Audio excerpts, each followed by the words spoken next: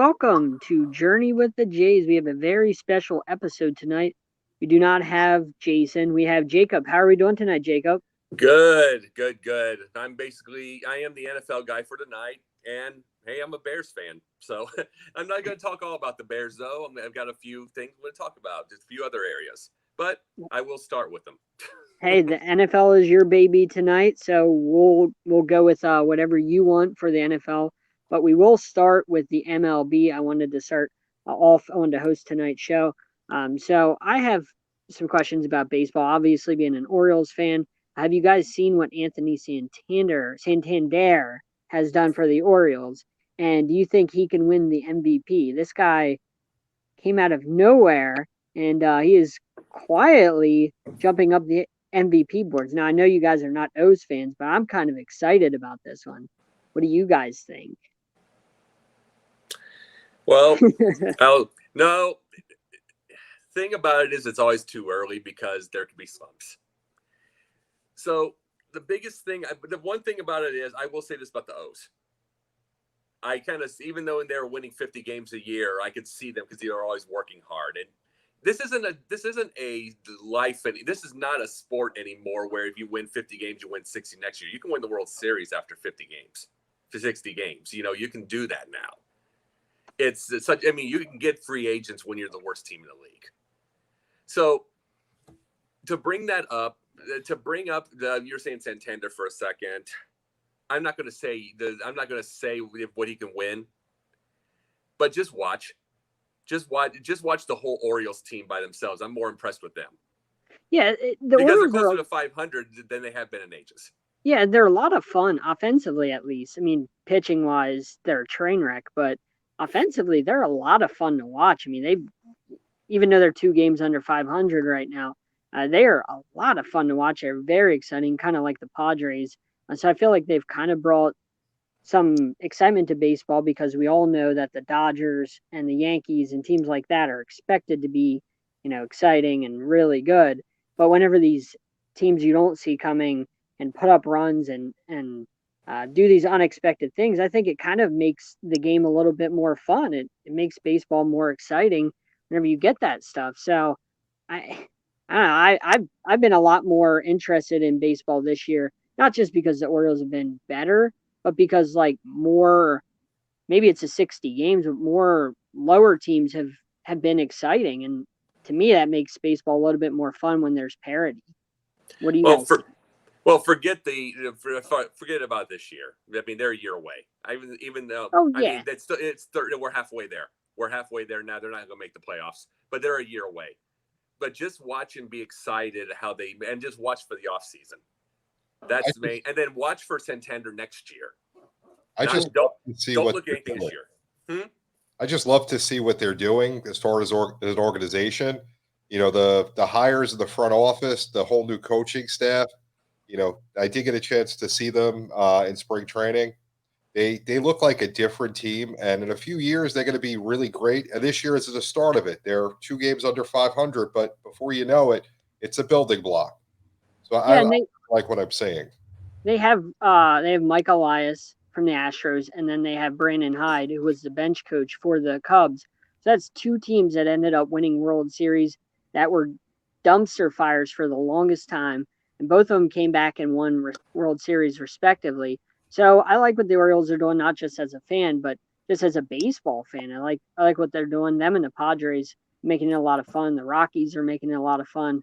They're making baseball fun again, and we need that in baseball. We need that in hockey, because football, I feel like, is the only one that's like, it's a lot of fun, but everything else is kind of like, I mean, it's enjoyable to watch, but no, we need to bring fun back to sports. So I also wanted to talk to you guys about, obviously, the things going on, in our world, the serious stuff. Do you guys think that the MLB finishes their season?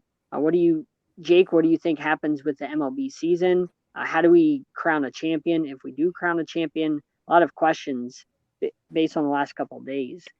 Well, my prediction, and it's hard to make a prediction in these times, but if I was to say anything, I would have thought that the Cardinals, when the Cardinals had like 20 people under COVID, that they would have canceled the darn season then, and they didn't. So it's obvious Manfred's not giving up. the biggest part of all of this now is the fact that we're dealing with some political deals. So that could do something. But then again, Michael Jordan with the NBA just basically saved their season. So it's like he saved their season and the playoffs. How they did, I don't know. I'm going to have to read the article on that. But what I think they finish the season, we get to a World Series. But again, I'm not predicting who wins. As I said, everybody's sad. But to bring up your Orioles for a second, next year I think they make the playoffs. Yeah. Jake, not what do you year, think? But they're just not 20 under 500 right now as they usually are, so it's exciting. I'm a Cubs fan. You don't think I ain't seen 108 years? Or I've been a fan since '84. You don't think I ain't seen enough of those years? Yeah, no, I agree. I think the way that they've handled things, the way Manfred has gone about things, Jacob, you just said it best. He's clearly he's got the goal in mind. Let's finish this season. Because you've had the Mets have a breakout. You've had, I believe the Marlins had a few breakouts. I believe the Cardinals had the breakout, as we just said.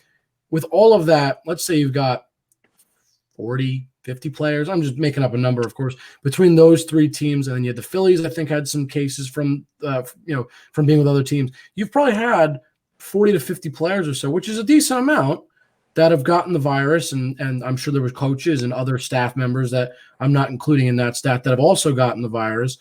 And considering that happened and they didn't shut down the season at that point, it gives you the feeling that Manfred is going to do everything in his power if they can continue to try and contain it as best as they can. Now, they're not doing a great job, but if they try to learn from the mistakes they've made with those other teams and continue to start to contain it better and better and better, I think the MLB does have a chance to finish this season.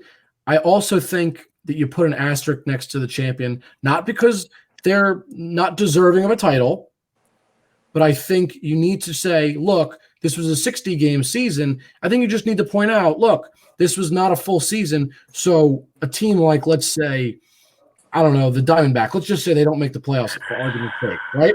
And let's say in a full season, maybe they pick it up in the back half and they just squeak into the playoffs and they make some noise and somehow they would knock out the eventual, what would be the eventual champion.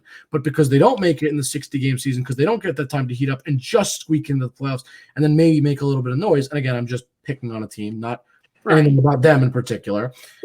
You have to put that asterisk because you don't get that chance for that team to get hot at the end and make that noise possibly in the playoffs. So I think it's not to take anything away from the eventual champion. It's just to remind people that you have to take it with a grain of salt that things could have been different if the season had been longer. But I do think that the way things are going, there is a chance that this season continues and we do have a champion by the end. We're going to have to be careful with the asterisks, though. We really do, because the Astros already had this quote-unquote asterisk under them. I think they should have one already, but that's a whole other argument. Well, see, the thing is, I'll tell you something. I'm going to bring up something with the Astros, if you don't mind, John. Yeah, go it's for like if I was truly an Astros fan, and they didn't do what they did, or if they didn't make the changes they did, I'd be just as pissed as most of the other fans. They did cheat. We know this, but the idea that the owner got rid of the manager immediately, and then he went to get Dusty Baker, probably the least cheating person ever. Look, the person that got away with got the easiest this season is probably AJ Hinch, because he was supposed to be suspended 162 games, and the 60 games is going to count as a full season for him getting suspended. So he's not going to serve that 162. Now, if they make he just got a vacation. He's still going to serve he's not going to make the playoffs as the manager. He won't get to help his team there. But he doesn't have to sit out 162 games. He's only got to sit out the 60 plus the playoffs this year if they make it. So he got away, I would say, scot-free, because it was supposed to be a full season, and they're going to count it as the 60. They're going to count that as a full season, which I think is garbage. But it's what's that? Who's going to hire him after this? I don't see him getting a job for a while. He'll get it. He'll get a job. He's a good coach.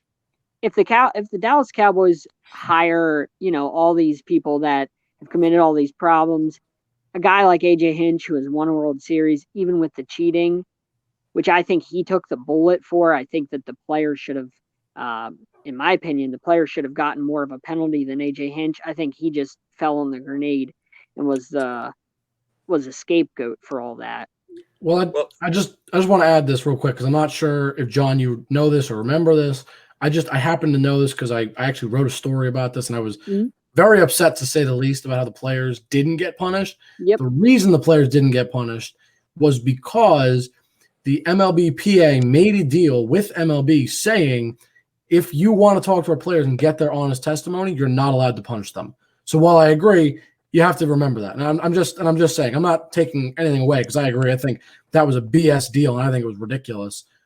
But with that said, that's why I think you saw AJ Hinch take the bullet, because he was the only guy that really could take the bullet necessarily in that situation. Because you basically had the players saying, we can't get punished now, so we can tell you whatever we want. We're not going to get hurt. It doesn't matter. AJ Hinch was one of the only guys that could be hurt other than the general manager and the team itself, the ownership. Well, and I was bringing up Dusty Baker earlier, bringing him in. Probably the most brilliant idea possible, because he is Major League Baseball's grandpa. You don't want to disappoint him. There will not be cheating with him there. It's not like hold on. He coached Barry Bonds. There's a difference between making signals and putting a needle in your ass. Cheating's cheating. No, but look, look, at the rules of baseball at the time. It was, and he had Sosa too. But I'm talking about this thing. But this is the thing, though. He's not. They don't want to. Those players do not want to disappoint him in that way. They just don't, especially after what happened with the Astros. And plus the fact, I have a kind of a personal for Dusty, because to me he deserves a Cubs ring, because without 2003. There is no Cubs ring. It started there. Even if he bombed, it started there. They end up getting a Lou Piniella. They end up getting all of the Nomar Garcia Parras. They end up getting everybody, all the free agents, all the trades. That never happened ever with the Cubs. So it started with Dusty. So I would give him a ring if I had the ways to do it, because he started it all. So I do have this for him. You know what I mean? And as far as them, they'll probably make the playoffs with him again, and he'll bomb it like he usually does. But the Astros got him so they wouldn't have to have about a 3 or 4 season rebuild job, and he will not have a rebuild job with him. And I think he also, before we move on to the NHL, I think he instills discipline. That's something that he's always been good at, aside from the weird stint, I guess, with the Nationals or whatever. He's mostly they won the division too. Yeah, but I mean, aside from the lack of discipline, I would say probably because that was a weird situation in Washington. For the most part, he's always been a guy that's been able to instill discipline in his players. So, alrighty, well, that's a lot of baseball talk. We have more sports to get to. We have NHL up next with Jake. Jake, what you got for us for the NHL tonight? A little bit of news, not too much. Since we had our last episode, back to the first round, the Stars beat the Flames 4-2 in the series. They won their final game 7-3, so they moved on. Flyers also ended up winning. They beat the Canadiens, so they moved on. They won that series 4-2. And then the Canucks ended up being the Blues, which I was a little surprised about, I will admit. I know we all kind of agreed, or we talked about it. We kind of thought that the Blues, being older, being experienced, would kind of give them that edge. And the Canucks ended up winning that series. So the Canucks won that game 6-2. They crushed the Blues. And they won that series 4-2. So first of all, I guess anybody have any thoughts? I know at least the three of us that are normally on the show. Jacob, I know you're not normally here, but John and JB, I know we kind of talked and touched on that. That we all kind of agreed the Blues would probably beat the Canucks. Any thoughts on the fact that the Canucks did end up winning that series? They're a good young team, and the Western Conference just has a bunch of really good young teams, and it's great to see. That's one of the things I usually order the NHL Center Ice package, and I'll watch a lot of the West Coast games because I'll have time late at night, and to see the difference in style and play out west compared to the East, it's so nice to watch. It's more wide open hockey, a lot more younger, faster skaters, and a lot more action. 2 words: Bo Horvat. I mean, boy, he's a stud. He's good. I kind of wish we could bring him back to the 80s and 90s type of hockey, which was way wide open, considering his athleticism. It'd been awesome to watch. But the whole thing with the Blues losing is this is what fans don't understand. And if you do have me on more like his replacement or however it goes, I'm going to bring up fans because they drive me nuts. But this is one of the things that fans don't understand about. I mean, they think that they need to win 3 or 4 championships in a row, whether it's in football, whether it's in hockey, whether they forget that you got, other than this season, you got an 82 game season, 162 for baseball. Winning 3, let's just put hockey in this case. Winning 3 in a row, that's 240 regular season games plus 18 extra if you win it all. 100 games a year. That means you're playing 300. Here's the thing. No matter if you're making $1 million, $5 million, $10 million a year, you're still worn out. You're still worn out. It is flat out tough to do. I mean, just think how great. And I'm going to go to a different sport for a second. Think of how LeBron. I said that about LeBron, but he made 8 straight championships. How tough would that be on your body? So it's like with all these players now getting better and better, and you're a target when you're a champion, it's hard to repeat. I just think the best type of teams are the ones that stay consistent. And if you do win 2 or 3 in a row, you're a super studs. But at least there's that. So, Jake, what do you think about a Facebook user saying Varlamov and Grubauer? Those are names to remember in the NHL. I mean, Varlamov has played really well. What do you think about that comment? Say again. What did he say? Say it one more time. He said Varlamov and Grubauer are the names to remember. So here's what I'll say. I don't want to say that for him. I'll say it for him. Go ahead. I don't think they're the names to remember. And what I mean by that, I'm not taking anything away from them. I think they're playing very well. But I think guys like again, I know whoever made that comment is going to think, oh, I'm just picking superstars. But right now, a team I was going to bring up in a little bit, but I'll bring them up now. Stars are playing, I mean, unbelievable against the Avalanche. And I think the Avalanche are great, but holy God, the Stars have scored 5 goals. They scored 5 goals in back-to-back games against the Avalanche, and then scored 4 more and lost that third game. But still, they've scored 14 goals in 3 games. They're almost averaging. That's just a little bit under 5. The guys to talk about are Jamie Benn, Alexander Radulov, Tyler Seguin. And again, I'm just talking about the Stars because they are playing really good hockey. I don't know how many points they have in the series. I'm not quite sure. But I know for a fact in that first game alone, Jamie Benn had 3 points. Radulov had 3 points. Seguin had 2. That was just the first game alone. Really, really playing out of their minds.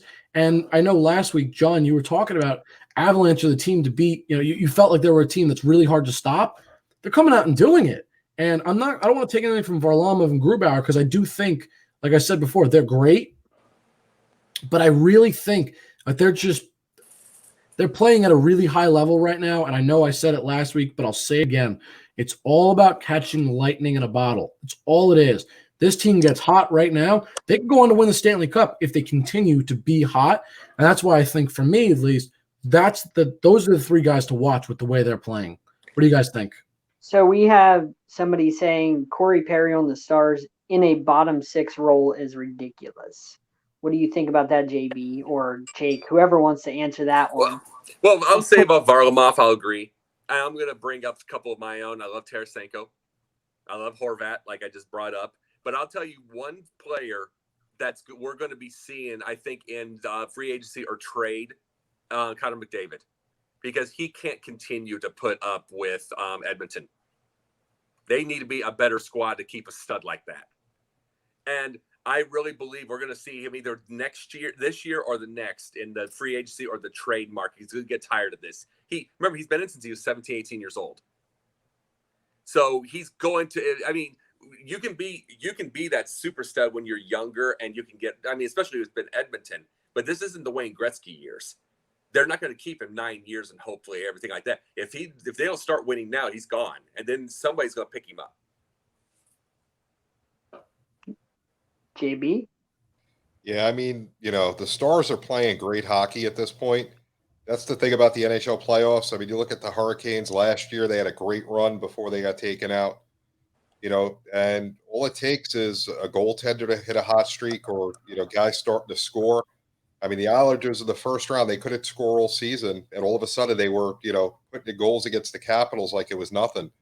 And they won game one against the Flyers. They lost game two. So it's a good series. The game tonight was postponed, but you don't know who's going to catch fire and where we're going to go with it. But the Stars are playing great hockey, and they're surprising me because I really thought the Avalanche were the ones to beat in that series.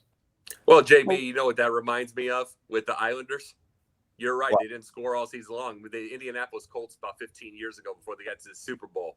Absolute pitiful defense, and then they decided to pick it up in the playoffs. It was all Peyton Manning, and then they picked it up in the playoffs. And it just happens somewhere. It's just something just clicks in somebody's head. Oh, we got it. And not Island. And you know something? The Islanders could easily be in the Cup Finals. But Jake, go on. So first of all, I want to address the Corey Perry thing. I don't think it's ridiculous because Corey Perry is 34 years old. He's not playing what he used to. Okay, this season he had a -2 plus-minus, which is not good. To be in the negatives is just bad in general. Right.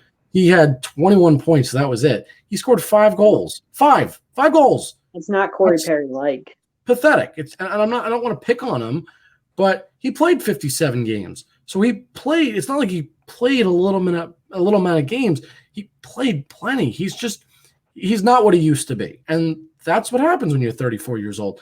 You have to remember, and we talked about it just a few minutes ago, and I couldn't agree more.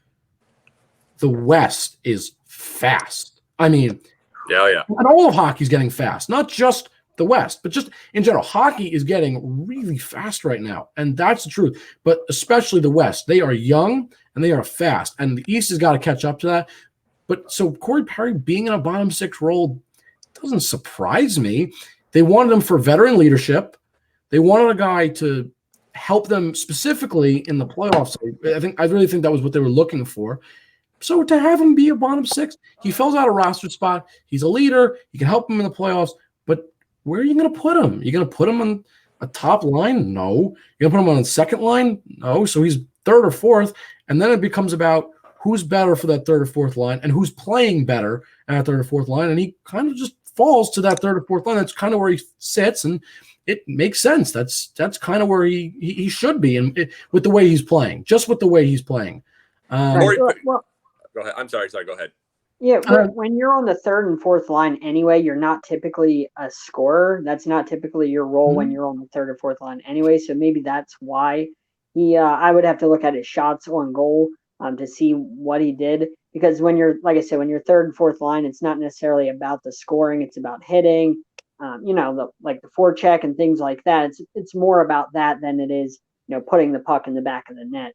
We do have a comment. Somebody said the best series to watch in the second round was the Flyers versus Islanders tied at 1-1. I think that's. I agree. I agree. It's going to go 7. I think so. I'll tell you this. I'm sorry. I'll bring this up real quick. Corey Perry. All I can say is this. Incredibly lucky he didn't play in the Wild West years, the 80s and like I said, the early 90s. Incredibly lucky because he'd be out of the league. At least this is a system league.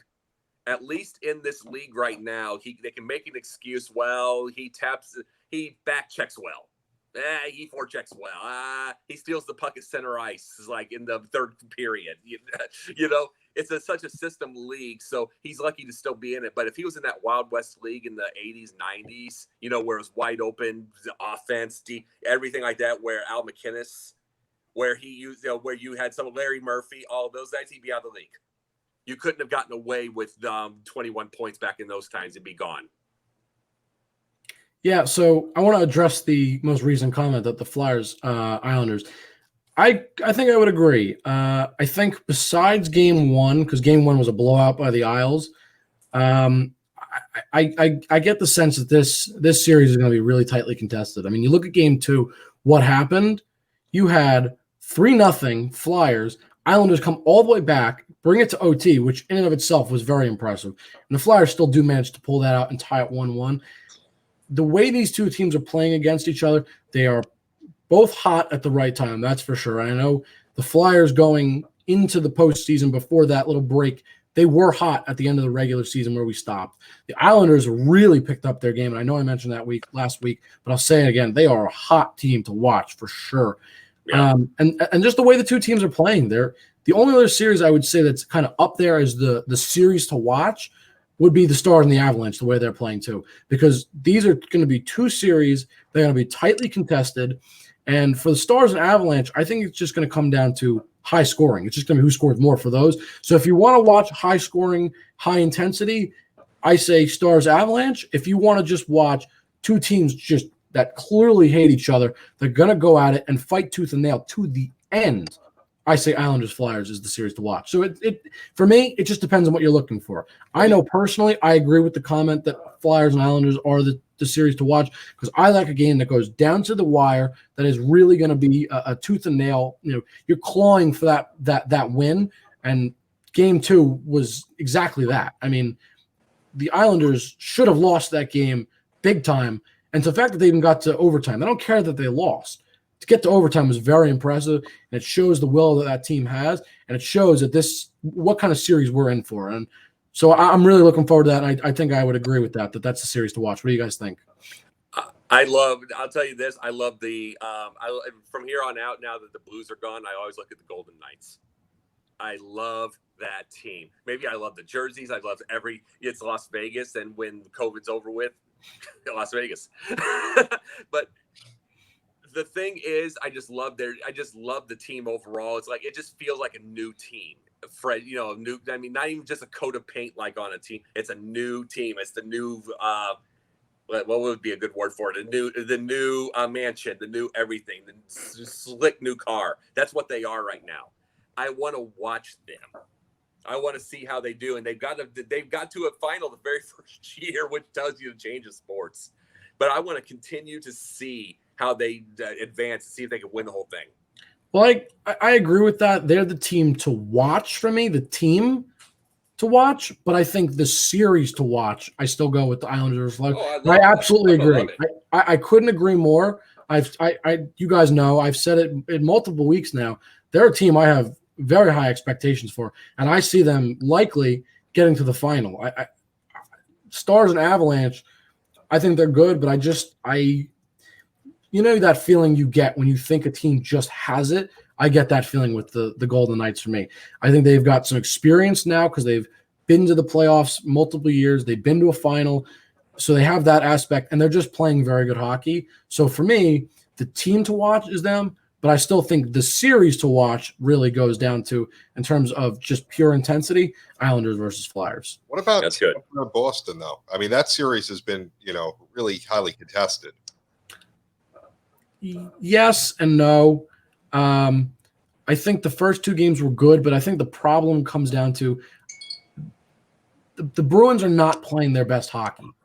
When you watch them, for me at least, they almost feel, I guess sluggish is the word. They don't feel on their game, because I've seen the Bruins of years past, and they felt quick and scary. And when they're on the attack, I'm nervous. I'm on the edge of my seat. Are they going to score? I'm not getting that same feeling right now. I guess, again, sluggish is really the word I can get to. They just don't feel like they've found their rhythm in this postseason. And they've kept it close the first 2 games, but the last game, they got clobbered. I mean, 7-1. And I believe that they had Halak actually get hurt in the middle of the game. So they were down to now their third goalie, which is another reason that I'm, I guess, almost giving up on them right now, is because they're on their third string goalie. He's just against a Lightning. Sure. You can't have that against a Lightning. Yeah. Well, you know something. The thing is, Boston's best team, their best shot was the Blues, and they went to Game 7 and lost at home. They're not that team. They were a great team last year, and they just happened to lose. They're not that team. They're not that team at all right now. I don't know if it's injuries. See, I don't know that part. If they're not, it's like, but I really believe that they could pull one. They could pull one series out, but I think they're done in 5 in the next if they do. Yeah.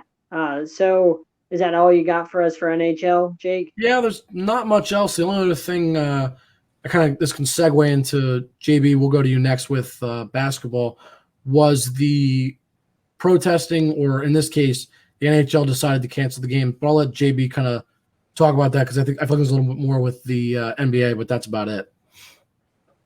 Yeah, I mean, going into the NBA, the NBA has always basically been in the forefront of the social justice movement, and you saw that as the games were postponed yesterday and today.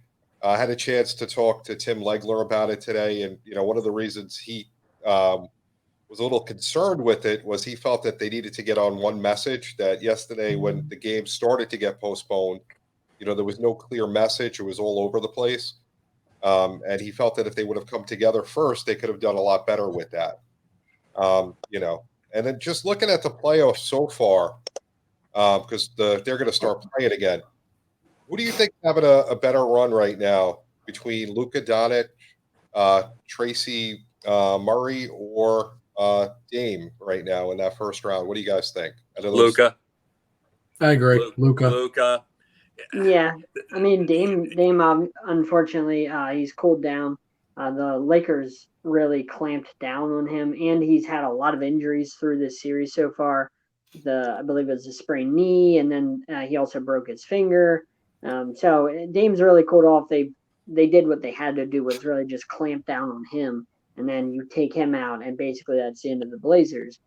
So and Luka Doncic really hasn't taken over until this the last game that they won when he hit the game-winning three. Really didn't take over, but that was one of the greatest scoring lines we've ever seen from an NBA playoff game. Like that was one of the greatest scoring lines you'll ever probably see in an NBA playoff game, because that was absurd what he did, not only points wise, but rebounds and assists. And like that's a game for the ages. You won't see a lot of games like that in your playoff life, at least NBA wise.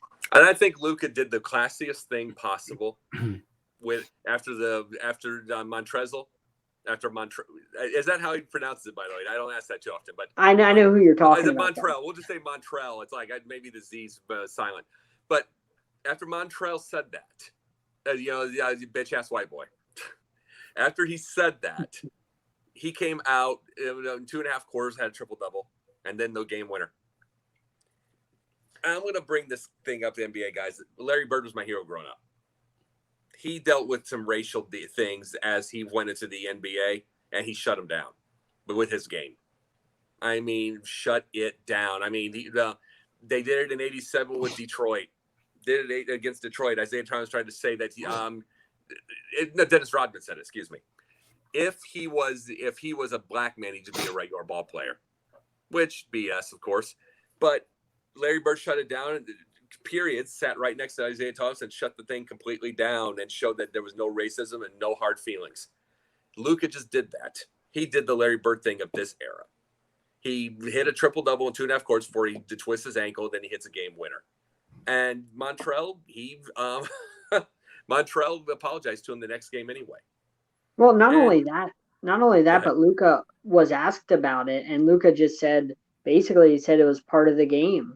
He said that's basically part of trash talk, and that was it. That was that. He didn't really feed into it. He just said it's part of the trash talk. See, that stuff, and you're correct, John. And you know something? That stuff is going to help us get together. Little by little by little by little. That stuff is going to. Him showing his game and not getting pissed off, not getting mad, just kind of, he has a certain cockiness, confidence to himself. Luka does. And that's going to help us get together. And it's like, yeah, it's part of the game. That's what he said. And then he goes out and just dominates. Either way, that is what does it. Not getting into fights, not violence. I mean, protest in itself. I've already brought that part up. I already bring this part up. JB knows this. Protest is the part of our Constitution. It's part of our flag. Violence isn't. But what Luka did, that's what's going to get us all together, little by little. If we can get more people to do that, then we're going to get back solid.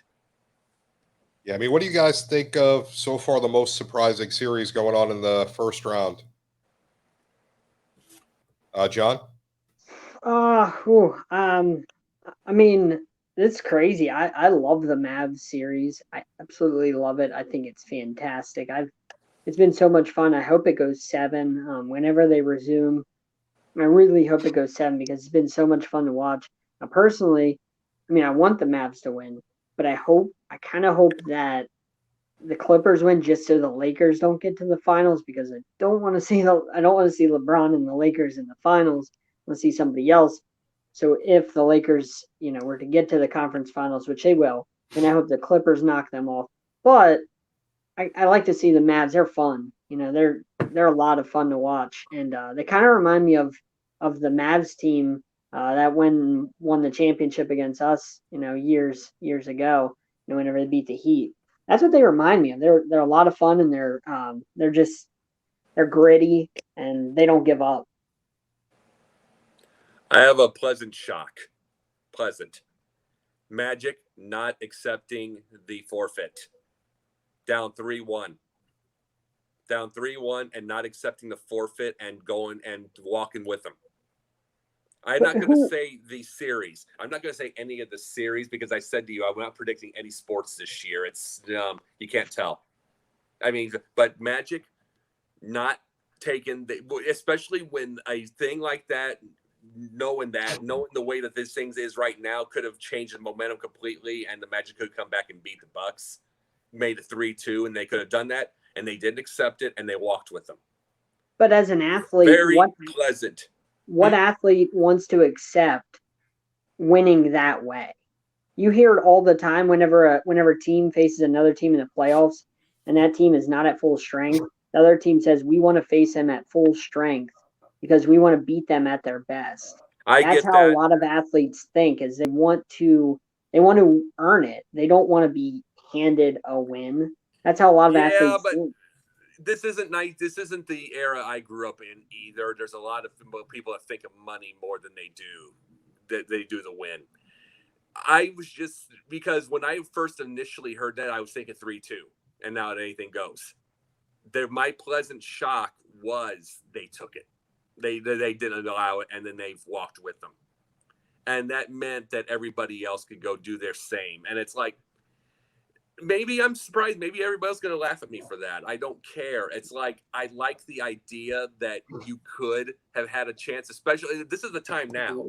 This is the time now, if you're going to beat a team like the Bucks, who are awesome, to have the momentum to take a game like that, if you were going to do it. So for them, that's a lot of respect on my end, from my end. No, I mean, I definitely have to agree that the Clippers Maverick series is by far the best so far to watch. The Mavericks have played a lot better than I expected. Porzingis missed a game, and they still came out and won. Luka's been unbelievable. He's got the sprained ankle. He's playing really well. Unbelievable, And this is the Clippers team that I picked to win the championship, and they're basically getting all they can with the Mavs right now. And I want to see them play the Lakers in the conference championship, because that's pretty much going to be the championship. But I don't know if they're going to get there right now. What do you think, Jake? Yeah, I agree. That's kind of the series to watch. Another series for me that's kind of up there as a great series so far, it's been the Thunder and the Rockets. I think that's been a really fun back and forth series. I think, especially Game 4, a really close 3-point win for the Thunder. That's exciting stuff. You don't like to see the blowouts. You like to see the close games. It's been relatively close for the most part. The Rockets had one real big blowout game in Game 2 when they won 111-98. But other than that, it's been, relatively speaking, of course, close. It's been fun to watch. They've kept it within 10 or 15 points, which is not the closest, but a lot of those points will come at the end on fouling and whatnot. We even in Game 3 we had overtime, so that is exciting to me. But I still agree that the series to watch is the Clippers. But I like the Thunder and the Rockets too. They've been pretty fun to watch, and I like watching CP3 basically leading that team on his own and really holding his own versus Harden and Westbrook. I think that's been really impressive that he's been able to help that team basically hold their own against two superstars. Yeah, but look, Harden. You're saying versus Harden and Westbrook. I mean, I understand they're offensive powerhouses, but Harden has about as much defense as Hulk Hogan has hair. I mean, he's lazy, and they're never going to win like that. And it's the thing about Houston is the fact they don't have enough depth to do anything. And it's like, it's a good series with the Thunder, but even if they win that series or it goes to 7, I can't see them getting past another round again. And it's just because even if it got to a game 7, Harden will blow it. Harden will blow it. He's blown many game 6s, many game 7s. Because here's the thing about blowing it. If you're an offense and offense only, you can bomb out on that. And he doesn't have defense. He doesn't play enough defense to make up for it. And it's just that there's not a clutch gene in him. There just isn't. So, and as far as Luka goes, I'm here in Atlanta. Think about that little deal, JB. I've been here in Atlanta.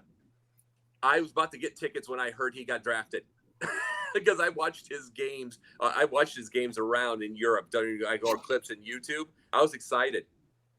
I felt like there was a political thing to go get Trae Young. Something happened in the middle of that. I felt that Atlanta was trying to make it. Atlanta's trying to make it and won and exciting instead of Luka. And Luka would have made Atlanta a playoff team quick. So I'm irritated that I love him in Dallas. Congratulations, Mark Cuban. But he should be here in Atlanta right now. He should be making them a playoff team. So congratulations to Dallas because that's a good thing either way. And next year, even if they don't make it this time, they're going to get far next year. And just before we wrap up basketball for this week, what do we think so far in the East? Any ideas?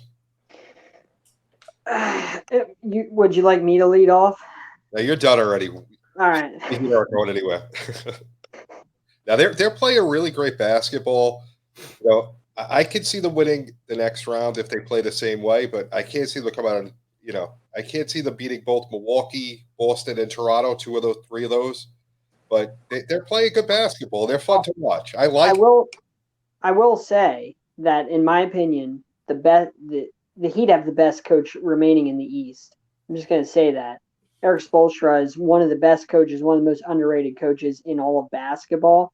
The way he handled the Miami Heat all the way back with their big 3, he was able to navigate all those muddy waters. Erik Spoelstra is a fantastic basketball coach. He's always been underrated, underappreciated.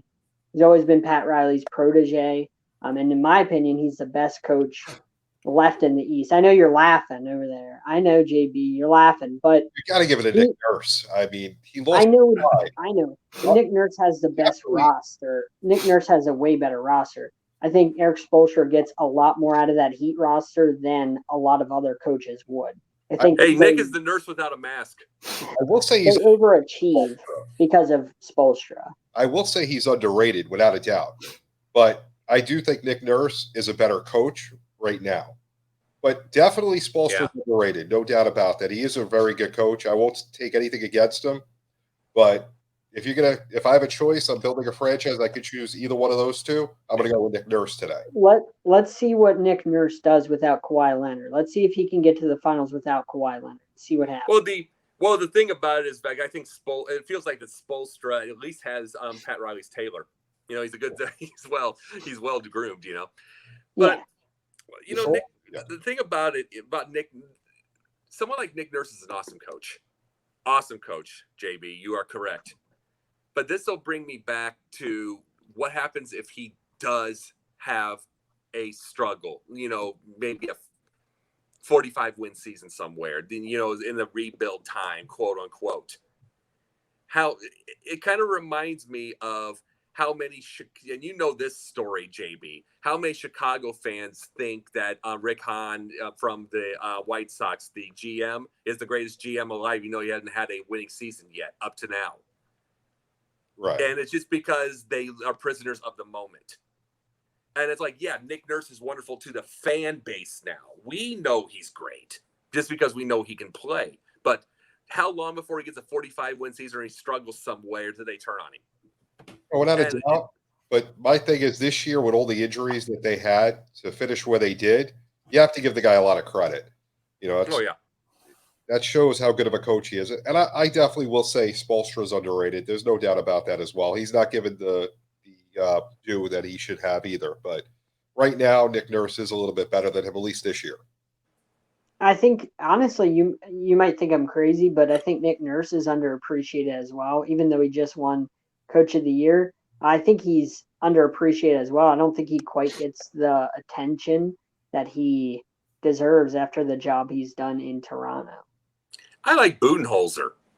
I do. It's like, I don't know. Let me tell you this. I didn't say I love him. I'll tell you who I love, Nick Nurse. But I like Budenholzer. It's like, he's just solid. You know what I'm saying? He's just a solid coach. X's and O's. I don't think he gets to the NBA Finals because it takes intangibles. I don't think he has. But you got to remember, you need the type of coach that he is, or then you get the old Bulls coach. you get him, and then where he has one aspect. I'm sorry, my brain is frozen. Remind me of his name. Are you talking about Phil Jackson? No. Oh, the guy who got fired. Yes. Oh, you're going back. Okay. I didn't know what direction you were going. Yeah, I'm frozen. I'm sorry. It's like, because I usually know that. I fought with these ding-dongs about that, idiot. But you got to have intangibles. You're not intangible. You got to have X's and O's to be able to get you somewhere. You should have the intangibles win it all. But if you don't have those, then you have that guy. And then there's many coaches like that, whether it's in college or whatever. So you have to be able to give credit where it's due. No, definitely. So let's switch topics over to football. Go ahead, Jacob. What do you got for us tonight? First off, I'm going to bring up Trubisky and Foles.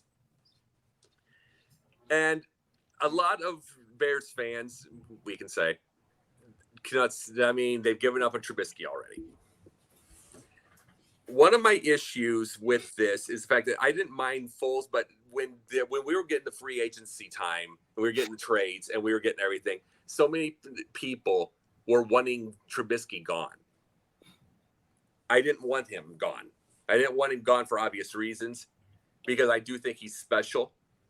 But I don't mind Nick Foles there as far as competition. I thought that was the best one that you could get. I definitely didn't want Cam Newton. John, Definitely you got something to say. John, what is it? I'll wait. I didn't want Cam. Did not want him. I mean, two bad shoulders and a foot and reconstructed foot. I didn't want Jameis Winston, the human pick machine. Didn't want him.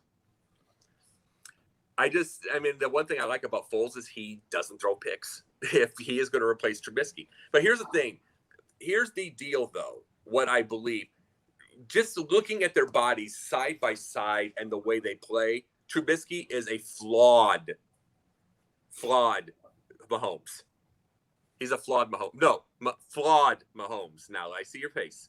Flawed. I'm talking about this by their throwing. Their throwing motion, their running motion, they're all the same. He's a flawed version. So his running is the reason I want to keep him. And some of the throws he can make is the reason I want to keep him, because I think he can be special. But at the same time, I think he's got one more year, and this is the chance proven. I think he beats Foles out in this competition. I think he has a chance at 4,000 yards this year. But this is his chance. This is one last break. As much as I love the guy, I think that's it. Go ahead. Well, I'll start it off first. I don't know if I know it's a mix of Trubisky. Trubisky is part of the problem. Part of the problem is also Matt Nagy. Matt Nagy, at first I was like, yeah, Matt Nagy is a great addition to Chicago. Fantastic. And then over the years, I've come to realize that he's not a head coach. He is not. He cannot coach. He cannot be a head coach. He just can't. Well, he's got 20 wins in 2 years, bud. He's got 20 wins in 2 years. He should have stayed a coordinator. Some coaches aren't meant to be head coaches.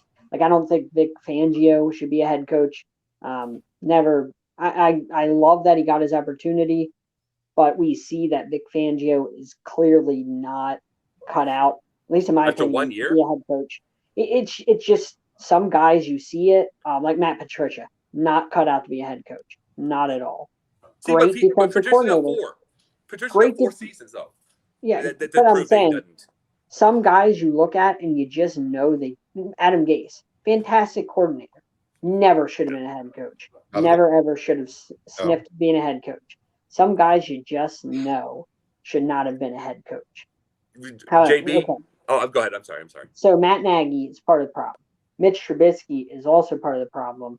I've seen a lot of times where Allen Robinson is wide open and the ball's going way over his head. They've designed the offense around him. They got great running backs to complement him. Unfortunately, there were some injuries at tight end.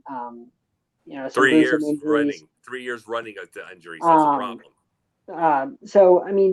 They've done a lot. That defense alone should take them to the Super Bowl. And just like the Bills, and a lot of people are going to get mad at me, the Bills are a quarterback away from the Super Bowl. They could beat anybody with that defense. Quarterback away from the Super Bowl. But Josh Allen's going to prevent them from going to the Super Bowl as long as he's there. Mitch Trubisky is going to prevent the Bears from going to the Super Bowl as long as he's there. That defense can single-handedly take that team to the Super Bowl. But when you have a quarterback that holds you back, like the Jaguars, let me throw the Jaguars in there. Back when they almost went to the Super Bowl against the Patriots and they melted down the fourth quarter, they were a quarterback away from rolling right to the Super Bowl. If Blake Bortles is not their quarterback and they have a half decent quarterback that doesn't have that can at least give you a shot, that team rolls right to the Super Bowl. But Blake Bortles, Josh Allen, now Josh Allen's way better, but guys like that, yeah, they're game managers and yeah, they can make some throws, but they will prevent you from getting to the Super Bowl. You're never going to get to the Super Bowl with a Josh Allen or a Mitch Trubisky. It's just not going to happen. But they got to the Super Bowl with the Tampa Bay got to a Super Bowl with the Brad Johnson. Right, but it's also a different game. And Brad Johnson could throw the ball down the field as well.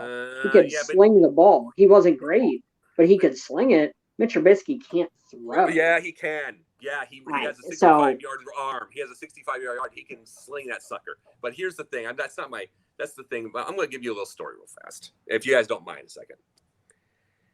I dealt with Cutler 8 years. Jay Cutler. I dealt with part of my thing here.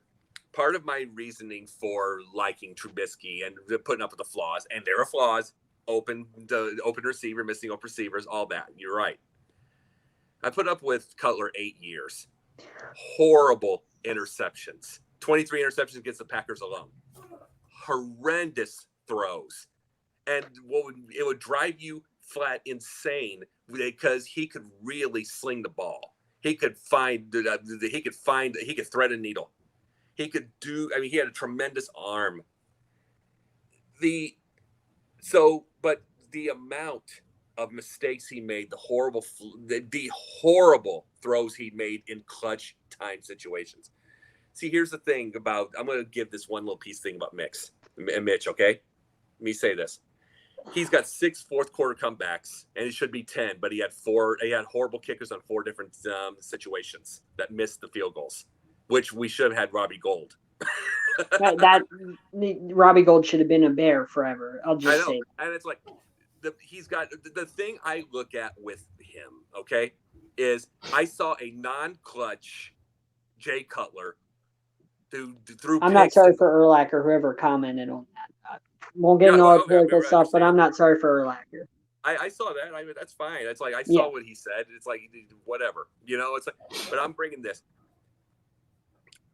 When I saw Cutler in the clutch over and over and over and over throw some not only interceptions but horrendous interceptions, and then I see Trubisky, flawed and all, on a 4th and 15, 18, run a first down. On a 4th and 9 throw. The game against Denver, we bring up Denver for a second. Horrible game, horrendous game. Steps up in the pocket and throws a 25-yard to get to the field goal range. The thing about him is the fact that I had to see Cutler quit time and time and time and time and time. This kid doesn't quit. He does have the feet, and he has a lot of heart. And the thing is, he does have to come through, or he's done. I will touch on that before I let JB and Jake get in on this conversation. Sure. Tim Tebow had the feet and had the heart, and I love Tim Tebow, but Tim Tebow's out of the league because Tim Tebow couldn't throw a football. Tim Tebow had a 47% throwing percentage. The Trubisky's 63, and he has the all-time. But I'm saying, if we're going by heart and feet, Tim Tebow had the heart and the feet. And somebody commented with the Ravens had Trent Dilfer and the Raiders had Plunkett. That was a long, long time ago. And the thing about it is Plunkett was a starter, so that's not a good comparison. And Trent Dilfer, the reason the Ravens got to that Super Bowl is because the Ravens have one of the best defenses in the history of the NFL. And the Bills and Bears don't quite have that kind of defense. Not a lot of teams do have that kind of Ravens defense. Not a lot of teams ever will have that Ray Lewis type defense. So let's not go with the Trent Dilfer thing because they won, obviously, in spite of Trent Dilfer. It's a different game now, though. It's a different game. It's not 2000 anymore. But if you watch his game, he has the talent. There's something missing there. Maybe it's coaching. I don't know what it is, but you could see it. And if they didn't want him to be the starter, they would have brought in Cam Newton or Teddy Bridgewater. They brought in Nick Foles. Bridgewater. They brought in a career backup who's done nothing when he's been a starter, except when he came in to back somebody up and finish a season. So if they didn't want him to be the starter, there'd be somebody else there. That's really all I have to say about it. All right. My only thing is, we've talked about the eye test before. I know, John, you've mentioned that when we're talking about Eli Manning. I just look at Mitch, and I just don't see it. I just don't see. And I'm not saying I see it in Nick Foles either, because I don't. I don't think he's any better. I think Trubisky is better. I'm going to give him that. But I think he just doesn't have that quality. There's no words. If you know what I'm talking about, you know. If you don't, you have to watch and just see it. There's that quality in a player that just makes them a starter and or a star, and he doesn't have either of those. In my eyes, when I watch him, I don't see it. And part of it is his completion problems. He's 63%, man, 66.6. And the year before that, he's not. Do you know what that is, though? But you know what that is? That's league average. League average in 2019 was 63.5. League average 63.5. Yeah, so that's right about where he was. League average 66.6 and 18. That's the point. Right, that was slightly above league average because the league average was only 64.9. It really wasn't that like off the charts. But it was better. About him like he's Tebow. Tebow was 47%. That's what people talk about him. Right, he isn't that bad. He misses wide receivers. He wide open receivers misses them. Well, that's a problem in and of itself, and that goes into the eye test for me, which is when I look at completion percentage, I absolutely understand that you are not going to have. You have to take it with a grain of salt. Because there are going to be throws that you make that go against your completion percentage that are incomplete passes. Because let's say you throw a Hail Mary, that goes against your completion percentage. Yeah. But obviously, you're not going to get that. That's fine. So I do take it with a grain of salt. But to be ranked as low as he is I'll give you that. In 2019, he was ranked 18th. It's not great. I mean, it's not terrible, but it's not great. But I'm just so you know, I'm using Pro Football Reference. That's my site of choice. At least it's better than PFF. Yeah. So his overall rank against all quarterbacks in the last season, 2019, which is best overall rank, was only 12. So he's just a little bit above league average as an overall quarterback, according to them. Okay. Well, and then you go back, and it's going to be, and by season it gets worse. In 2018, which we could say was his best season, right? I think we all agree that was his best season. He was ranked 19th, and his completion percentage was let's see, completion percentage was 66.6. Do you understand that was ranked 14th in the league? And he has a lot that's of. in the middle of the pack. And here's what's funny. That's the all-time Bears record. Right. And you go. It's not saying a lot. It's not saying a lot in Chicago's quarterback history. Exactly. And if we go back to his completion percentage in 2017, his rookie season. Now, again, he was a rookie, so I do. 59.4. Of course, I take it with a grain of salt, but that was 27th in the league. The only guys below him, there's only one guy even worth mentioning, which was Cam Newton. And they went 11-5 still. But the guys below him were Trevor Siemian, Jacoby Brissett, C.J. Beathard, and Deshaun Kaiser. All jokes of quarterback. Not even worth mentioning, basically. I'll bring up 18. I'm sorry. I keep interrupting. That's fine. And it's okay. And then his overall rank as a quarterback was 28. So, along with the eye test, somebody said bring back Rex Grossman. He took him to a Super Bowl. Bullshit. Bull beep. No. I had a Rex Grossman jersey back in the day.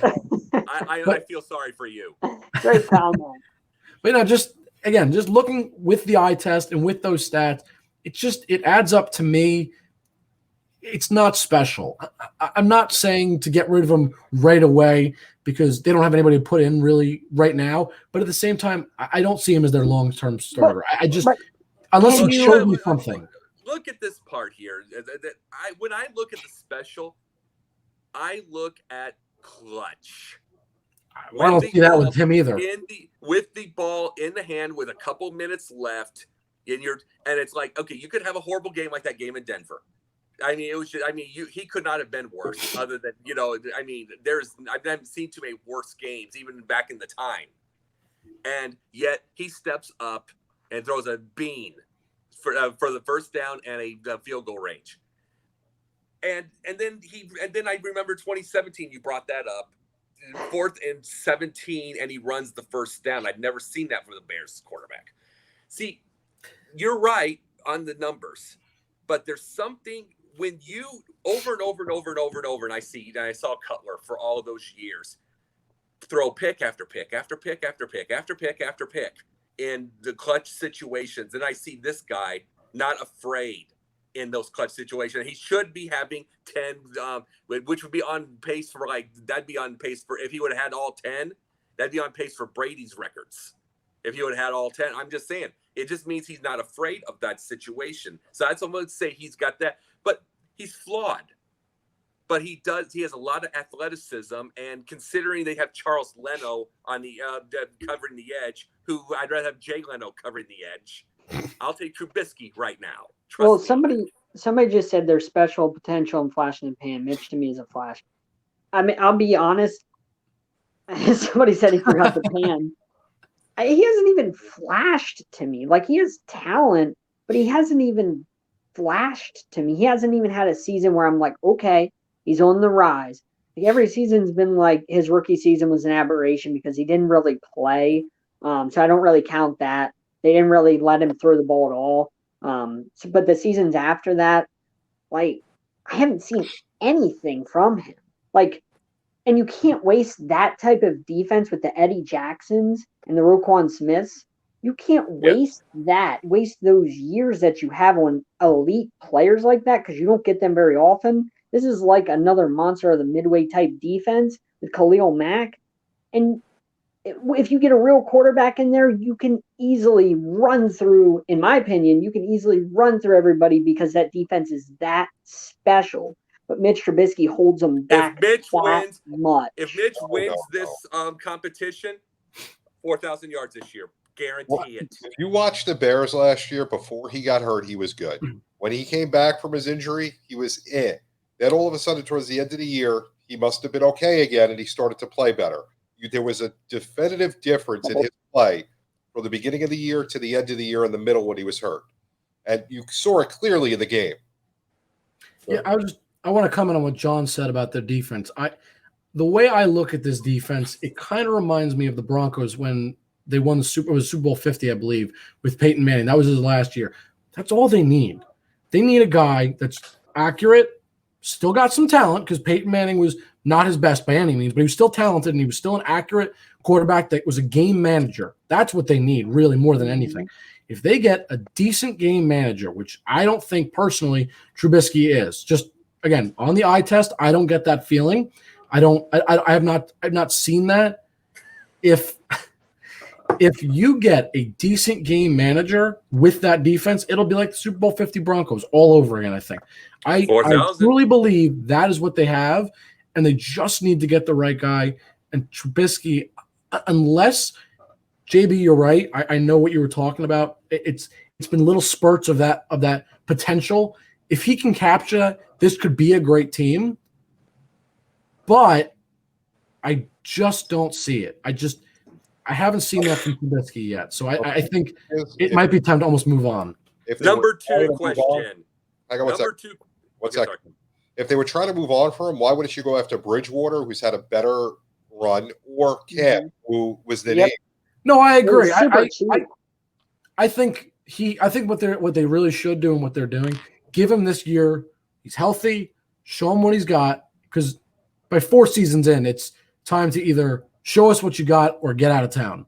I think by then it's enough time. I have to agree with that as much as it's like as much as anything. But Bridgewater, no, it's like he had one playoff game just like Trubisky did, and he had a horrible game.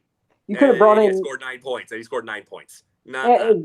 Cam would have been, like JB said, Cam would have been perfect for that system, perfect for that team. The way they run the ball, the way they like to do with Mitch Trubisky, like they do. Doesn't have the feet anymore. He has a He doesn't need him.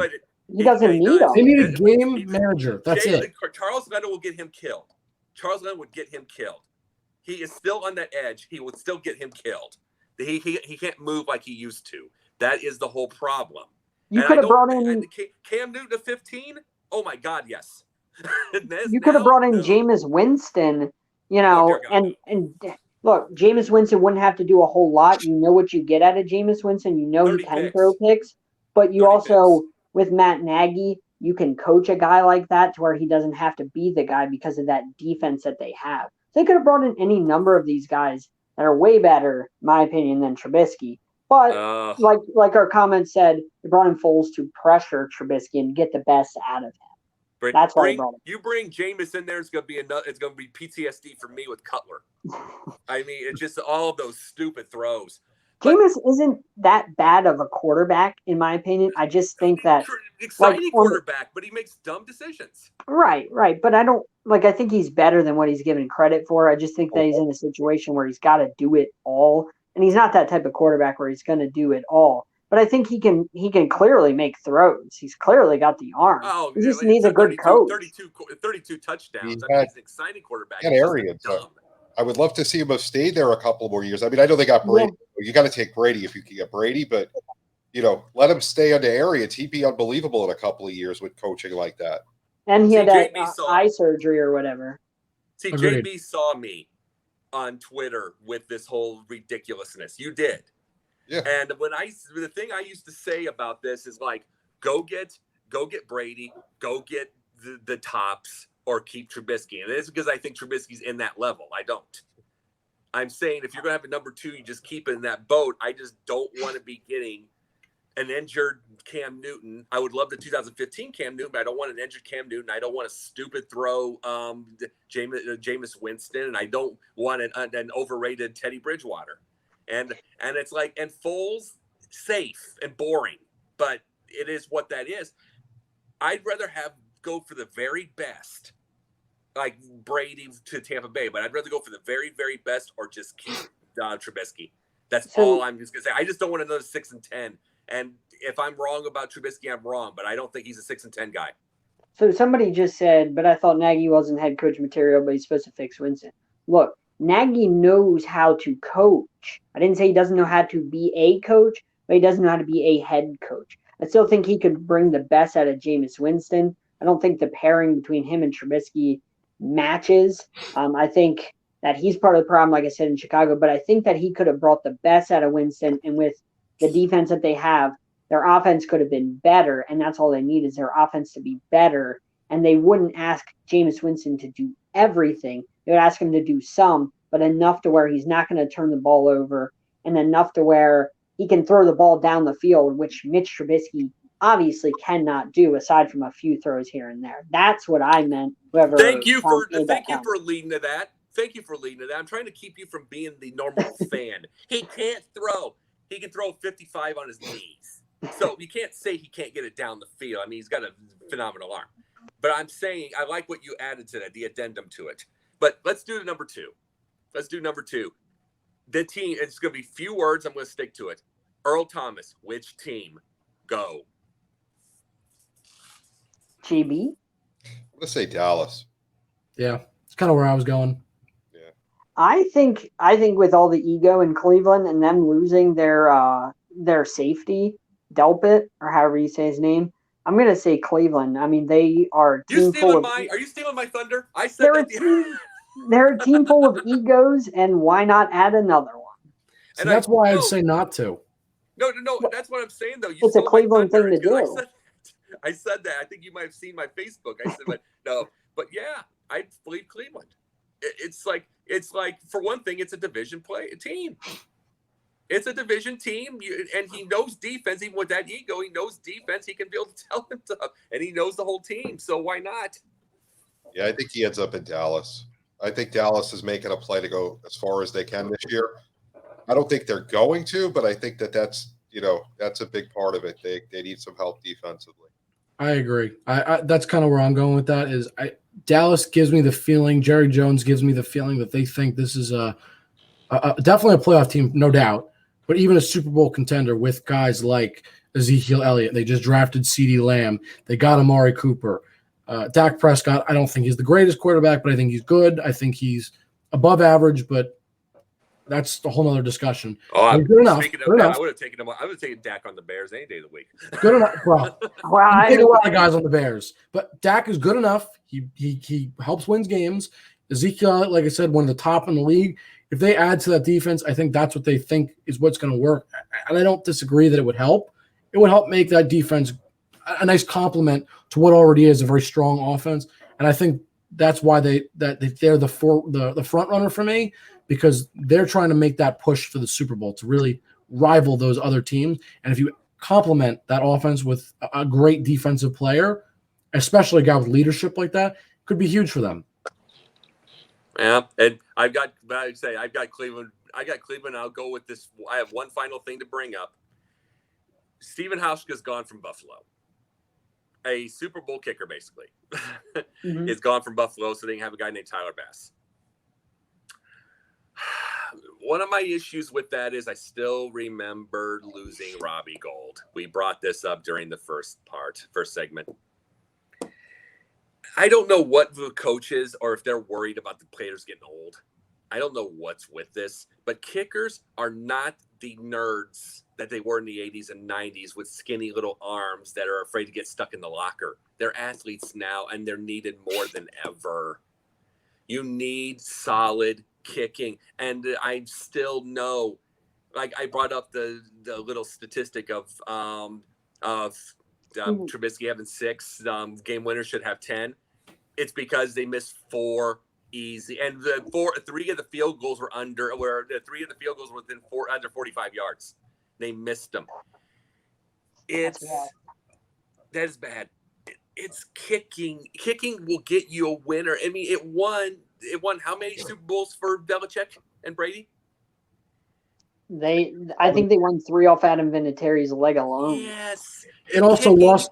It lost the Bills a Super Bowl in 1991. Norwood's like 65 years old now. Who cares? Yeah, but you're right. But kicking is important. I'm just saying. I mean, it wins Super Bowls, it wins games, it also loses them. So you're right. Well, but I'm just saying in 1990. But I'm just bringing this thing up in 1991, a 47-yard field goal. Mm-hmm. I mean, we got to look. If a 47-yard field goal was gigantic, I mean, 50 yards a chipper now. Like we brought up Pat Summerall, the old. I'm going to give this a little piece of statistic. The Pat Summerall, the legendary announcer, awesome announcer. They brought up his kicking career. He was like a 49% career kicker. I mean, look it up in the stats. But see, he was a toe kicker. He was just basically a toe kicker, which you don't go 50, 60 yards off those. But it's like now they let Hauschka go and he had 78%. It's like it was 70. I mean, Parkey, he double doinked and he had 75.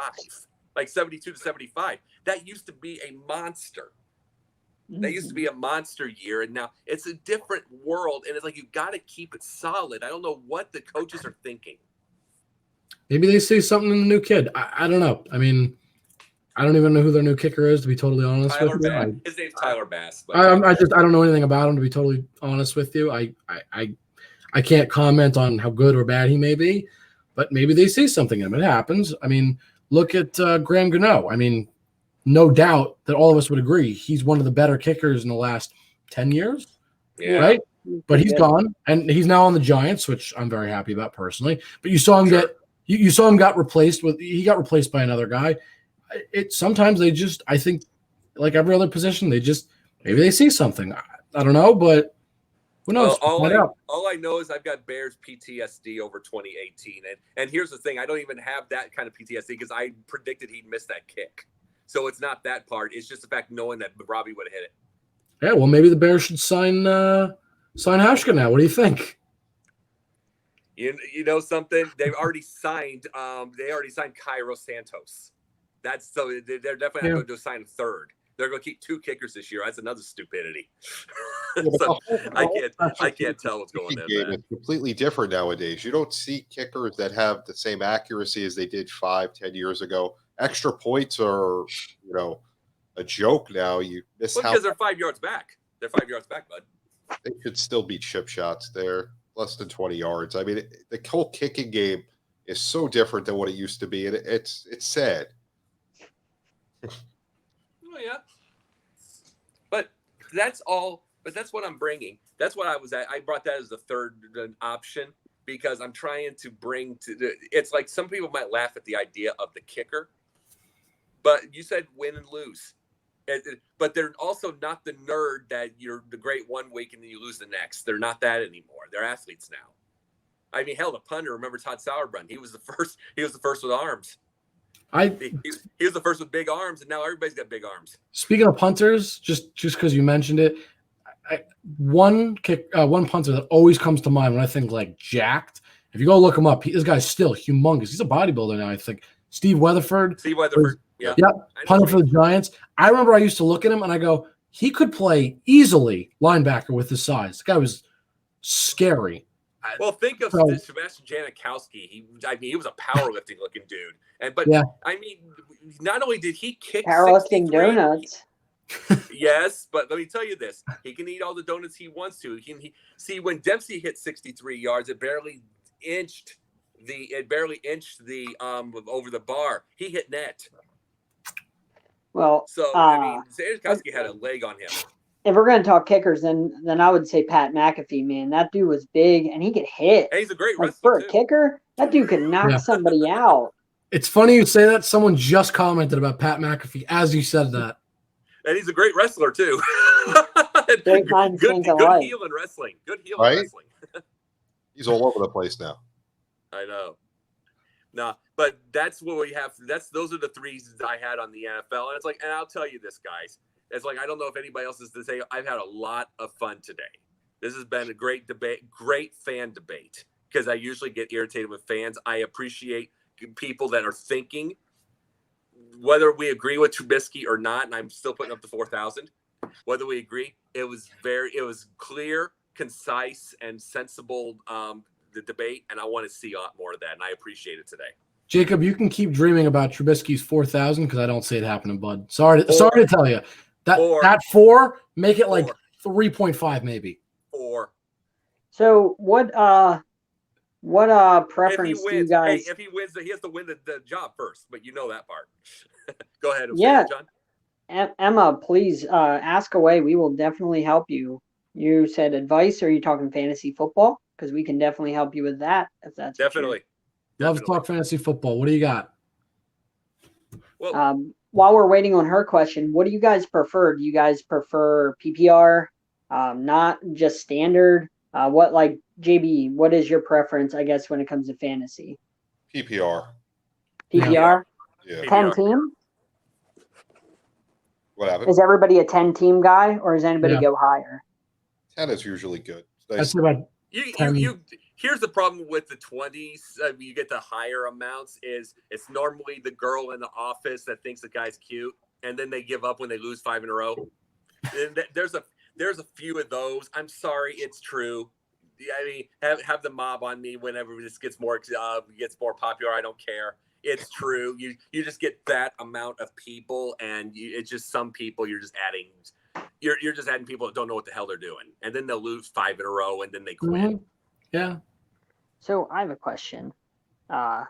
Since we're waiting on Emma. Where are we going, by the way, John? Huh? Where are we going? We're going on the road. Yeah, give me a second. I'm getting my charger so my phone doesn't die. Come on, this isn't Stephen A. Smith here. Gotta be more professional, John. Come on, gotta be prepared with this stuff. Journey with on the road with John. Look, my phone died quick. Like no, we're not Stephen A. Smith. No, Richard Trubisky will have 4,000 yards, and I'll tell you why. Okay, so we got a question from Emma. She said, my husband has been getting really into fantasy football, and I need to talk to him about it. He's cheating, and I want to keep his interest. Any terms I should know to seem interested? Whew, that's a loaded question. JB? Let's just start with telling what PPR means. So if he's talking about what type of league he's in, maybe that's PPR. It's points per reception. So every time a player catches the ball, that's a point. So that might be helpful to know. And if it's not PPR, they're wimps. If it's not PPR, just don't worry about it. It doesn't matter. Yeah, exactly. Yeah, so Emma, some terms you should know. PPR is point per reception. There's 9 spots in a fantasy league. Whenever it comes to your lineup, you got a quarterback, you start 2 running backs, you start 2 receivers, you start a tight end.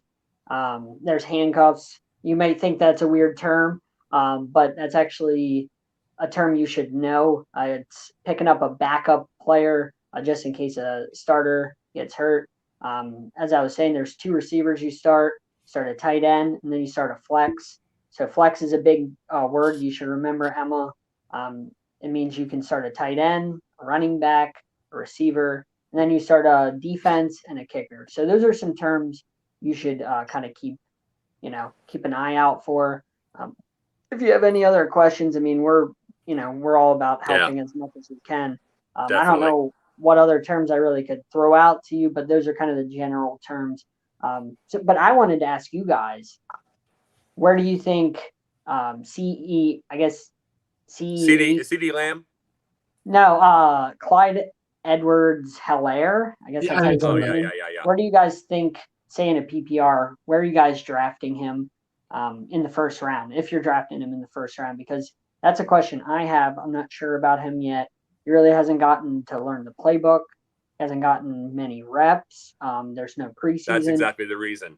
So I think I draft him second round probably. I think he is going to be the guy, just because we've had the opt out, so he's now the guy. So I feel like that is a reason to maybe get him in the second round if he's, let's say 6th, 7th pick in the second round. You're looking for a running back. He's definitely a guy I would look at.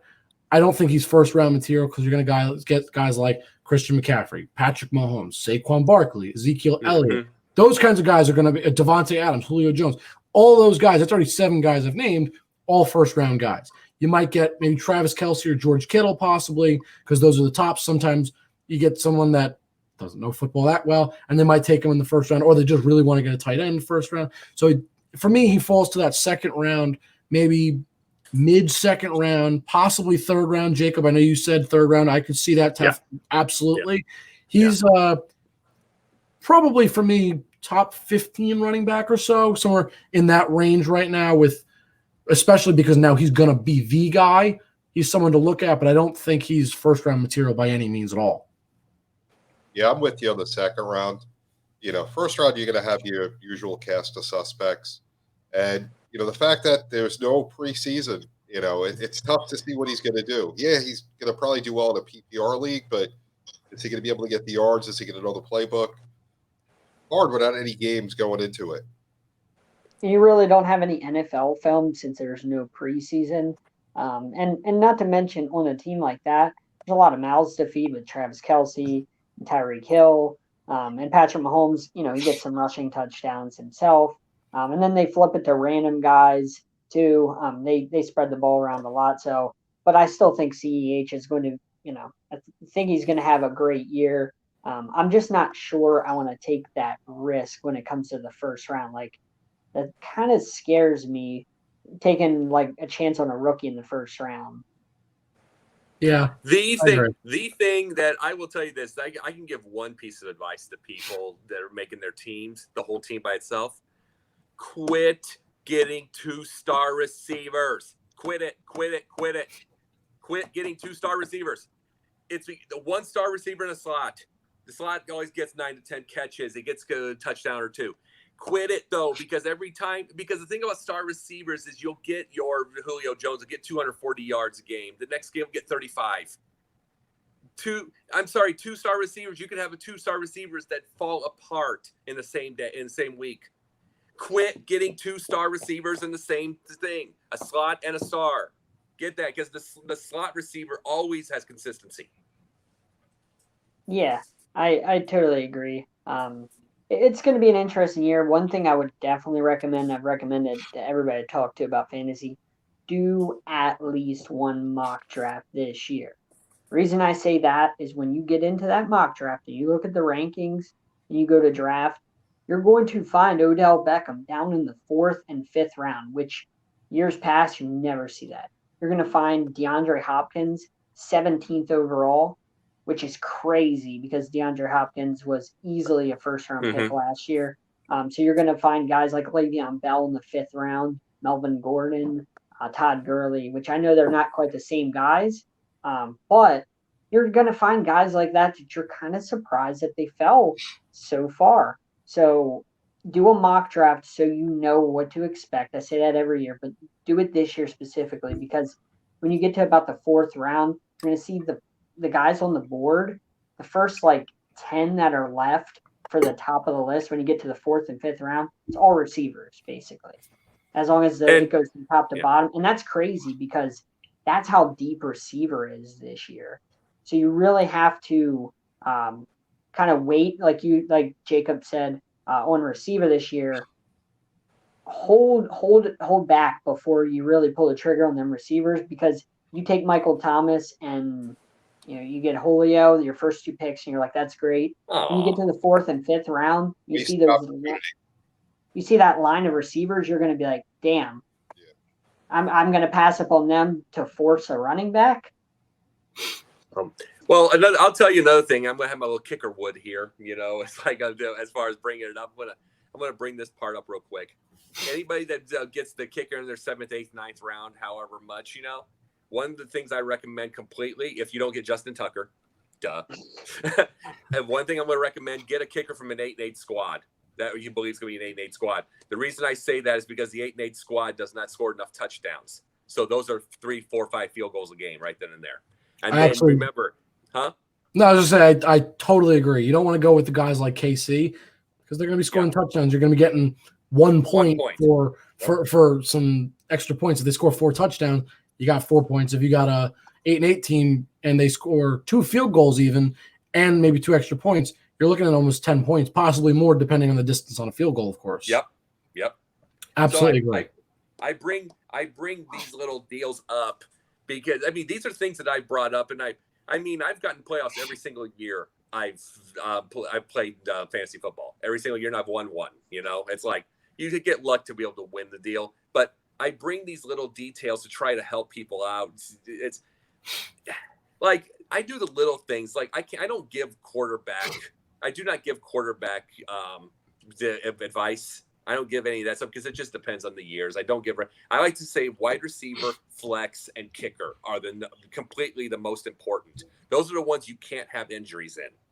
If you keep those three all year long, you're going to go deep into playoffs even. That's just the way it goes. After that, because you can't tell, because all the others, they can possibly have injuries. You're going into the purgatory of the free agents inside of that thing, and you end up with like Josh Rosen, playing those things. You end up with those. You don't. It's like those are horrible deals. But I'm talking about those 3 plays: the flex, the kicker, and the and like the receivers I was bringing up. You get those, keep those solid. You're going far. Yeah, another thing that I always emphasize, because I try to make sure I emphasize the rules for our listeners every year, because my other co-host on my Perch Sports Talk show, Matt and I, we go over the rules every year for our listeners, just in case, because we've been doing it a long time and there's always new people. Something that I emphasize is check the bye weeks. Now, you don't have to draft specifically off bye weeks, but make sure when you draft, what I do when I draft, the first player I draft, I mark their number of bye week right beside them. I write down their name. I write down all the names in a list beside, like on a separate part on the paper.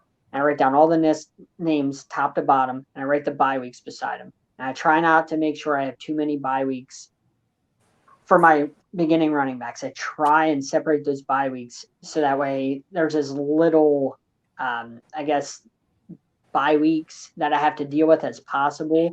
I kind of spread them out as opposed to clumping them together with 3 week 11s and 3 week 9s, which sucks. Then that's potentially 2 losses right there. Just kind of spread them out, and then you just kind of, everybody deals with bye weeks. And then you dance through the minefield, and you're less likely, in my opinion, to get hurt by the bye weeks by doing that.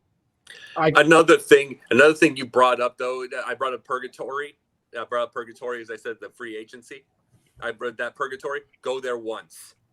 One time, whatever week you wanted to go, 6 weeks, 7 weeks, whatever. Go there one time. The reason I say that is I brought up the office people that give up on their season after 0-5, 0-6 or whatever. Those are the ones that give up on their year, and they'll give up the tools that you might need. That can be your free agency. You can go. I mean, I remember one year that I got deep into a playoff. I'm not kidding you. They gave up Marshawn Lynch, and they gave up Cooper Kupp. I got to they gave those people, because that came from somebody that basically had them, and those were the only 2 stars they gave up in their season. They just put them into purgatory. So I picked them up. The bye week thing is huge, though. I mean, what's that, JB? The bye week thing is huge, especially when you're drafting, because then your whole balance of your team starts getting messed up, because you got to cut somebody, you got to pick somebody up if you have too many guys on the same bye week. That's always the key thing now with the draft. And yeah, I mean, you got to always watch the waiver wire, see who's dropping who, because people, they don't pay attention when they draft, and they'll have guys that have 4 bye weeks in 1 week, and before you know it, they got to cut somebody, and there's your opportunity to make something happen. Yeah, absolutely agree. Yeah. I was going to say, I've had years where I had 2 starting running backs. I think I want to say it was last year, I had Derrick Henry, and I want to say I had Chris Carson.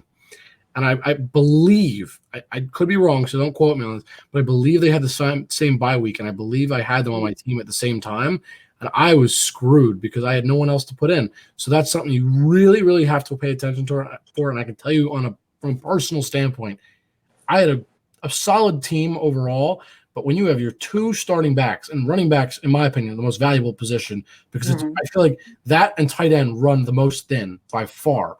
And tight ends are just a gamble. I almost just throw that away unless you're going to get a guy like George Kittle or, someone of that, or Travis Kelce. I just throw that away. Forget about it. It's not going to happen. Running back is arguably the most valuable and most thin position besides the tight end. You really have to, especially for me, in my opinion, watch the bye weeks for them. Wide receivers run deep. We talked about that. You can always pick up someone if you have to, but especially for your running backs, watch it as closely as you can, because I know for a fact on that week, I had to probably drop one of my extra receivers, or someone that I would have liked to keep that is a starter on almost any team, but I had to drop them because I needed to fill in players. So you really got to be careful of that too. I had that same thing, Jake. Sorry about that, by the way. Oh, you're fine. I had that same thing, Jake, about 4 or 5 years ago. That happened to me. It was 2 running backs. You want to know what I ended up doing? I ended up putting one into the bench. I put one under flex, so that flex was empty, and then I ended up getting 2 people, and one of them had a really good week, and I ended up winning by a small amount. And then I just kept them on the bench. See, I did that because I realized I was going to have. I realized that there's going to be certain situations that you can't think about. You use it in your head. You're using strategy. So the way I'm doing it is I left one empty, which means my guy that was on a bye week was in the flex. He wasn't going to get points. So I made sure to leave one spot empty, and then I made sure to be able to go get some purgatory. And I won by a small amount that week. It's like, but it beats having one empty instead of about 2 or 3 where you can't get points. So you have to strategize when you're in that situation. One thing that I really want to emphasize, I try and emphasize to everybody, and I'm sure we won't go on much longer about fantasy because the show's going on quite a while. But we're Dungeons and Dragons of 2020. I mean, one thing that I really emphasize, and I cannot stress this enough: do not go into the draft saying I'm going to get Michael Thomas no matter what. Don't go into the draft saying.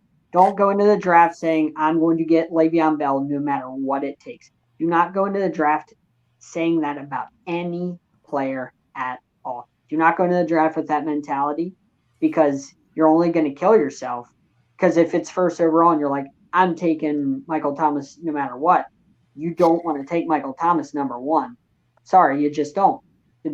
That's one thing I can't stress enough to people in fantasy. Don't go into the draft saying I'm going to get this guy. No, let the draft. What I do is I let the draft come to me. That's how I draft. I just let it, I just kind of let it come to me. I don't go in saying I'm going to get this guy or that guy. I have a strategy, but I also just kind of let the draft happen, and I make my strategy, and it's constantly evolving the entire draft. I'm constantly changing my strategy, tweaking it, but I never go into a draft saying I'm going to get this guy or that guy no matter what. Never. Yeah, here's the thing. And also don't be a star effer. If you get the point of the deal, you get what I mean by that. Don't be that at all. It's like, because the star effers, I'm not going to cuss you. The star effers are the ones that are going to try to go get Cam Newton about 3 years past his prime. They're going to, and it's like maybe he wins a few games because he's got Bill Belichick or whatever, but it's not going to be the same numbers. It's not because they look back and they remember 2015 Cam, who was just awesome. Don't do that. Read up a little bit. Go ahead. Sorry. Oh no! So, somebody said, "Hey, John." So I was like, "Hello." Oh, okay. But that's the thing. That is the thing. Don't do that. There are too many that do that. It's like you'll see people that go after Saquon Barkley. You'll see that in their first round. Then all of a sudden you'll see Cam Newton first round, like 5 years past their deal. You know what I mean? Because they remember 5 years ago. Don't do that. Read up on things. Why? And also look at age. Different world. And then look at their injuries. Look at all that stuff. Read up. And there's a lot that do and a lot that don't. Yeah, you are correct on that.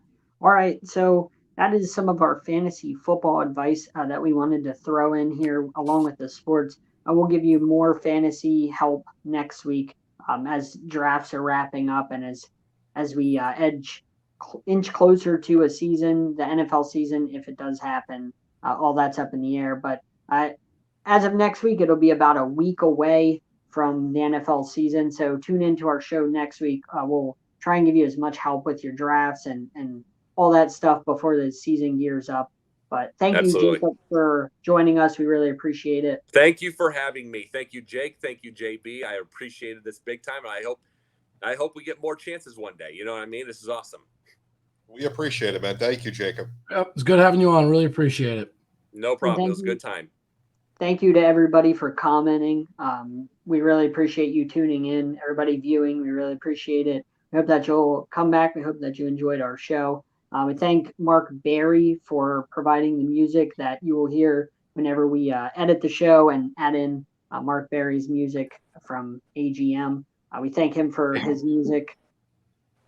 And, anything else to add? Yeah, just make sure to follow us on Facebook, Twitter, Instagram, anywhere you can think of, we're on there. So just look up Journey with the Jays on whatever social media site you got. We got a page probably, so come find us there and follow us for more of our work and as well as just sports updates in general. Anything else, guys? Yeah, everything's all good. You have a great night, everybody. Guys, follow and share. Check out Perch Sportsnet with John. Check out the program with me. Definitely just follow and share the show. If you have questions, Send us in comments on Facebook, Twitter, wherever. We're more than happy to address your comments on the show as well.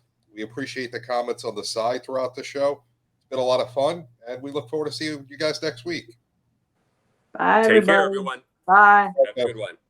Take care.